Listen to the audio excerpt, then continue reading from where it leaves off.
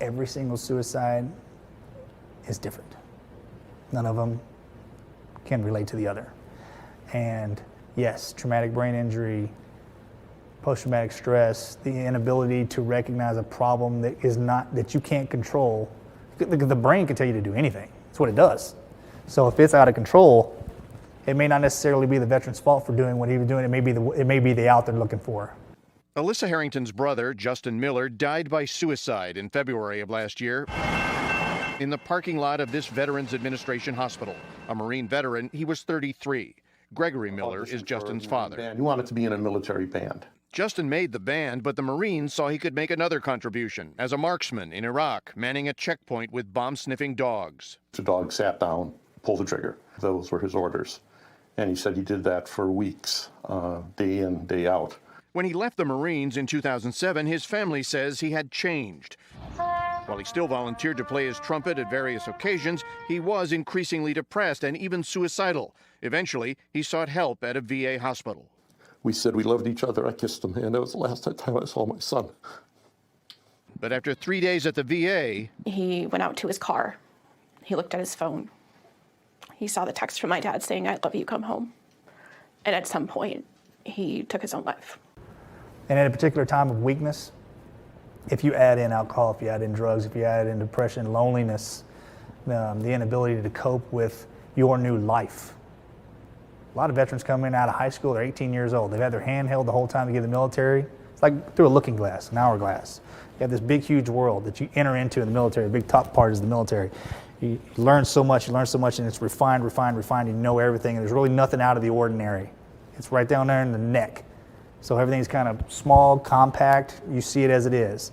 Once you transition into the civilian world and you're not a kid anymore and there's nobody telling you how to walk, talk, what to dress, where to be, and that hourglass opens back up to this whole new world that you're a grown man or woman now, and nobody's there to take you by the hand like your mom and daddy did, or the drill instructor did when you walked into the military. You're alone. And nobody's going to stand there and give you a job. Nobody's going to stand there and give you an answer. Nobody cares anymore. Honestly, nobody really cares anymore that you were in the service. And they're like, "Hey, look, they see the uniform, thank you for your service." But after that fact, like, "Hey, yeah, that's cool, appreciate you. I appreciate what you did, but I ain't got nothing for you." Wayne Telford, a Vietnam veteran, comes from a military family. And after high school, his youngest daughter, Brooke, decided to follow in her family's footsteps and enlist in the Air Force. She loved what she did. She loved the camaraderie. She loved the job, the discipline. But suddenly, Wayne noticed a significant change in his daughter. She just said, "Dad, what was it all for?" I was like, "What do you mean, Brooke?" She said, "What was it all for?" You know, we've lost so many people, KIAs and wounded. And when Wayne and his wife suggested their daughter seek medical help, And Brooke's response was, that would be perceived as a sign of weakness. her reaction was typical among fellow veterans, according to Wayne, who has seen it firsthand. Many vets that I've talked with, I've seen the same behavior. Post-deployment, Brooke returned to her home base in Arizona, which is where she took her own life. Because your military service doesn't translate to what I need in my job or my career, my business that I could probably, that doesn't, you know, so you're standing here with these kids that are grown-ups now that still have no idea what it means to be relatively an adult on their own and function, buy clothes, cook on their own, go out and find a job. And when you have the civilian population that doesn't really understand and can't relate to somebody who comes straight out of the military, who's been there their whole life, that is a slippery slope.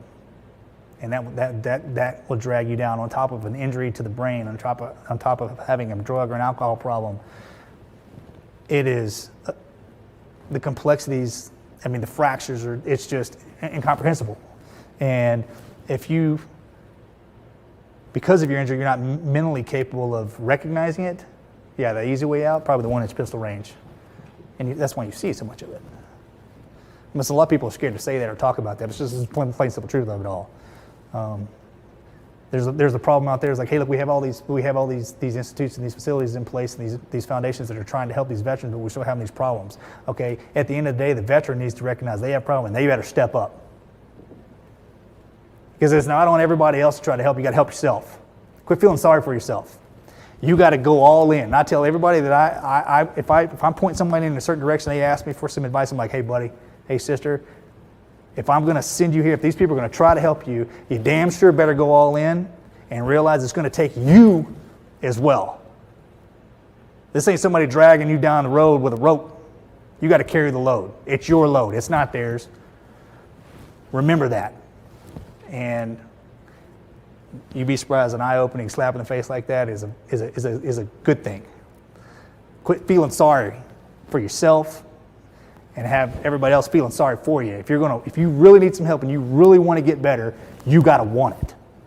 Don't walk in there and say, "You fix me," with your head down, and they can't, and like it's their fault. I'm unfixable. Nah, that's not how this works. This up here, you can course correct that once we recognize those problems. That's Morgan's opinion.